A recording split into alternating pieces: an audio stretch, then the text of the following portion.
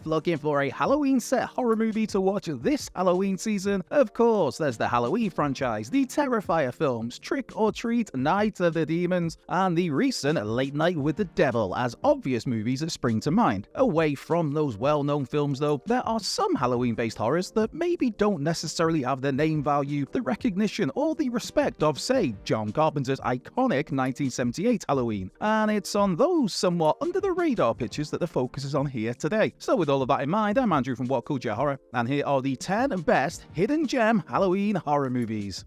Number 10. Haunted Trail. The film's finale may be a little wonky, but Robin Gibbons' Haunted Trail is an extremely stylish slasher with a nice amount of humour dotted throughout. As the title suggests, Haunted Trail focuses on a, haunted trail, where a bunch of people in ropey suits do their best to scare paying punters. And making all of this even more terrifying for our core crew of characters is that there is a real murderer amongst the actors of this haunt. Haunted Trail nicely plays with the idea of some brash, arrogant, and outright rude members of the group mocking the monsters they meet on this haunt, only for those brash, arrogant, rude characters to have a major change of heart when things properly start to unravel. Number 9. The Midnight Hour. A 1985 TV movie, The Midnight Hour ticks off a whole bunch of familiar horror elements. There's vampires, there's witches, there's zombies, there's demons, all running amok in the fictional Massachusetts town of Pitchford Cove. How come poor Pitchford Cove finds itself in this chaos? Well, that's down to a group of high schoolers who disturb an ancient curse that's caused, amongst other things, the town's dead to rise. Given how this takes place on Halloween night though, those eerie undead souls don't look all that out of place with the various costumes worn by trick-or-treaters or partygoers.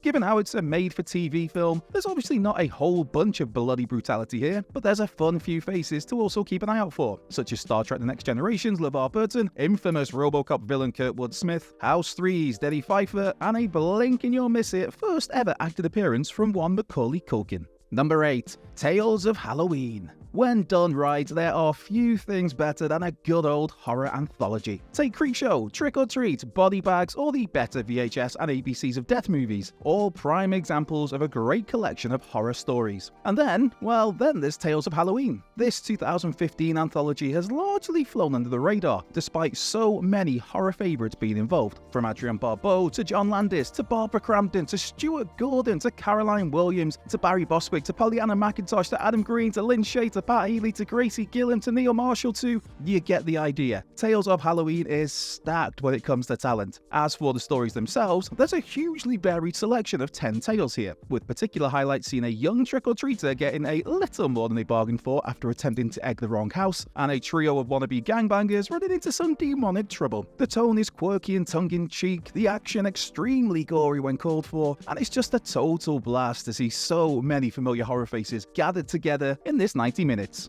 Number 7. Halloween at Aunt Ethel's. Halloween at Aunt Ethel's is rather unique in that it's one of those rare horror movies that show you the villain preparing for their latest spell of bloodshed. For Aunt Ethel, the local community has heard stories about her boiling heads and torturing kids at Halloween for years. Our in for this is Melissa, a young woman relatively new to the town, and we see Melissa regaled of tales about Aunt Ethel. For the audience, we're immediately shown that Aunt Ethel really is up to no good, killing a couple of lovebirds in the opening few minutes, then cooking batches of her special candy and pickled chocolates and laying out all manner of weapons as Halloween night looms large. Granted, some of the dialogue is a little ropey, bitch is very much the word of the day here, but visually, Halloween at Ethel's is a sleek, stylish film that's really smartly edited. Plus, Ethel herself is quite the character, particularly when she's killing time waiting for Halloween night to roll around. Number 6. Trick.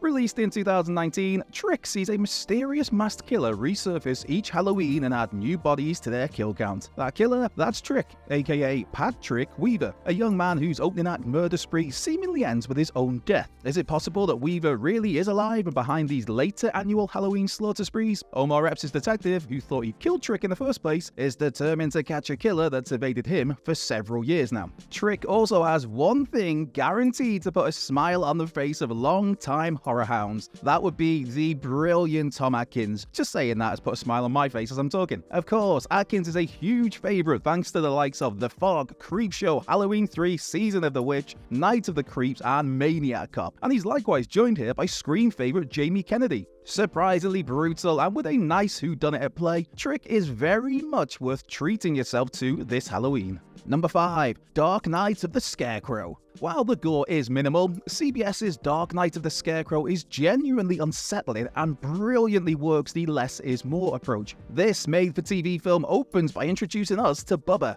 a mentally challenged adult, and his young pal Mary Lee. Bubba and Mary Lee, they are the best of friends who spend their time making flower necklaces and just generally goofing around. However, when a dog attacks Mary Lee and seemingly kills her, a group of small-minded townsfolk believe Bubba actually killed the girl. This culminates in Bubba trying to hide by disguising himself as a scarecrow, but hunted down and murdered by 4 locals. The catch is, Mary Lee wasn't killed and was actually saved from that dog by Bubba. The forced trial for Bubba's murder is thrown out due to a lack of evidence, but justice is very much served when Bubba's spirit torments his killers from beyond the grave, all as the 4 start to turn on one another. As alluded to, some of the fates are extremely grim to imagine, even if what we see is fairly minimal. For example, one fella is stuck in a grain silo where he's slowly suffocated by his own crops. As someone who has always been creeped out by that thought, that death was particularly uncomfortable for me, but hey, my old man was a farmer, so I've seen my fair share of silos. Number 4. The Houses October Built. The Houses October Built is a found footage film that has a group of curious sorts wanting to explore and document the more extreme haunted house attractions out there. Of course, when the attractions they explore prove to be a little too mild and timid for them, they find themselves chasing after more intense haunts, most notably the ominous, almost mythical Blue Skeleton Haunt that takes place at a mystery location every year, supposedly features real criminals as the actors, and allegedly includes very real torture. From director Bobby Rowe, who also co-wrote the picture, The Houses October Built is fantastic in how the audience and our core characters question what's actually real. Just when you think something is legitimate, it's revealed to be part of the act. And just when you think something's part of the act, maybe, just maybe, it's a little more real than you initially believed.